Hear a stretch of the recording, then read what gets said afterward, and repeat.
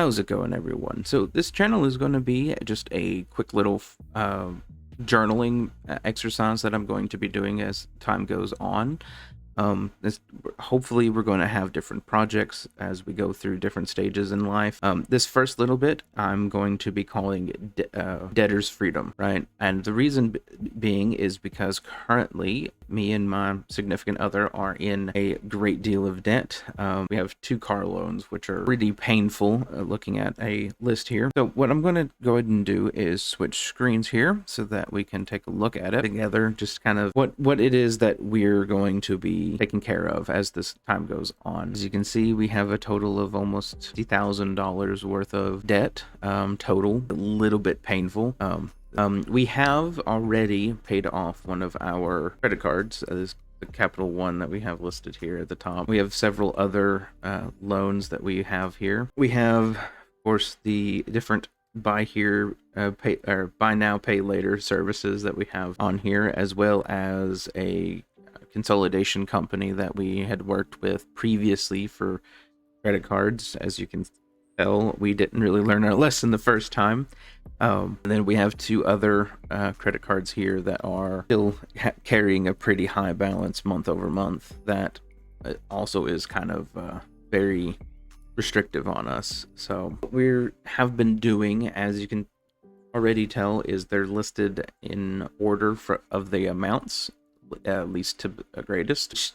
For some people, you may recognize as the Dave Ramsey method or the snowball method, where you take care of the ones that are the easiest to knock out first, so that you continue gaining that dopamine hit every time that you pay one off, and you get that minimum payment back to help you with the next one, which is a valid way of doing it. I mean, especially if you are someone who struggles with motivation, which many of us do. Both working full-time jobs, whenever you have almost half of your income going towards just the minimum payment every month, it kind of really hurts trying to actually go anywhere, do anything. So we've really cut back on spending out. I myself had quite a struggle with eating out all the time. Hazard to call it an addiction, because however it fit all of the criteria that you would call it an addiction. So I wanted to jump in here real quick and just kind of state why it fits every part of the criteria for an addiction. Being that it was affecting me socially, because like when my girlfriend started finding out that most of our income is going to debt, that started affecting our relationship pretty bad, because the reason that we were in debt was mainly because of my fast food addiction. So it was starting to hurt socially and relationally. It has already affected my health. I have severe fatty liver disease purely from poor eating habits. It's a very serious condition to have, especially as young as I am, and it's purely from poor eating, like straight up. Like the high fatty foods, it particularly gives me a lot of issues with that condition.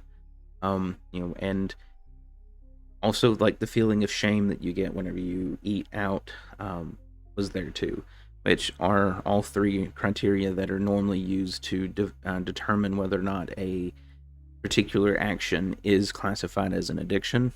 There's that. So I've kind of given up a lot of my say in things over to my significant other, just purely because I can't really trust myself at the moment until I get my stuff straightened out. And hopefully, going as things go on and we have different ideas come across, so I'll share them with everyone and put it in the journal. Currently, I'm getting into woodworking as an attempt to finance some of this debt down.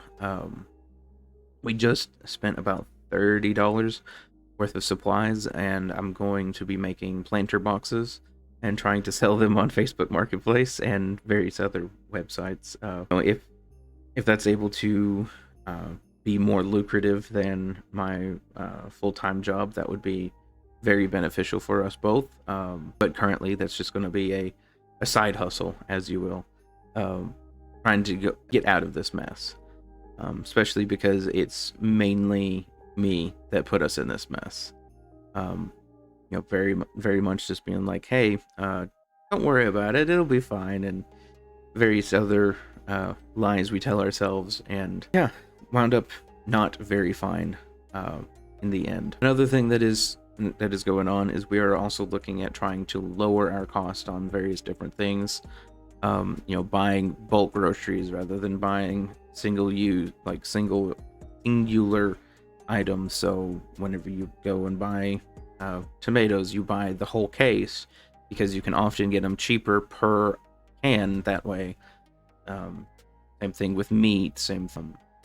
We're trying to lower our food costs that way. We're trying to lower costs on our housing as well. We're looking at a cheaper to live in apartment just because like ours currently is another large portion of our monthly income. And honestly, like a smaller place would be way more beneficial. However, that would require a early buyout of our lease, which is going to be pretty painful because I think it's about 3 times the monthly rent that is our lease buyout. So that's going to hurt quite a lot to come up with. I'm going to go ahead and like record an item from the crafting of the planter boxes, just so that I have that as part of the journaling, because it is a portion of what I'm wanting to do. As is this, if anyone ends up watching these videos and can find some kind of benefit from it, that would be amazing. I know here in 2025, content is a very big market, very, very large market, and a lot of people end up making a decent amount of money. So if that ends up helping out this process here, get this $44,000 to be more like a $0,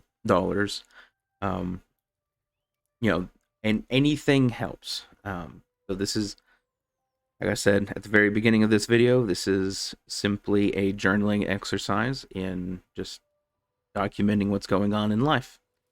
So I'm gonna go ahead and close out the video. You guys have a great rest of your day.